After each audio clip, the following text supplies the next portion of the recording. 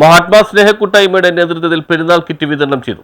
മഹാത്മാ സ്നേഹ കൂട്ടായ്മയുടെ നേതൃത്വത്തിൽ അർഹരായവർക്ക് ബക്രീദ് കിറ്റുകൾ നൽകി. 300ഓളം കുടുംബങ്ങൾക്കാണ് ബക്രീദ് ഫുഡ് കിറ്റുകൾ നൽകിയത്.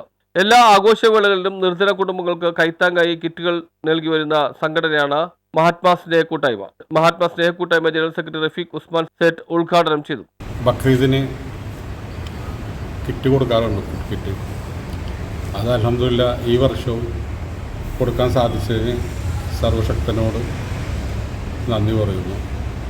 അതോടൊപ്പം ഞങ്ങൾക്ക് ഈ കിറ്റ് കൊടുക്കാനായിട്ട് ഒരുപാട് പേരുടെ സഹായങ്ങൾ വരാറുണ്ട്. അത് ഒരു കിറ്റ് മുതൽ 50 കിറ്റ് വരെയൊക്കെ സഹായിച്ച ആൾക്കാരുണ്ട്.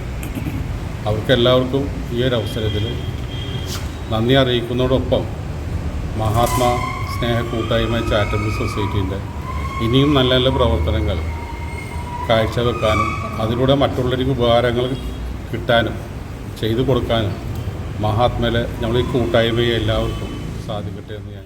അസീസ് ഇസാഖ് സെറ്റ്, ഷമീർ വളവത്ത, ജാസ്മിൻ, മുന്താസ്, സൈനുദ്ദീൻ ലത്തീഫ്, സുനിത ഷമീർ, മീന ആന്റണി, അനീറ അക്കു എന്നിവർ പങ്കെടുത്തു.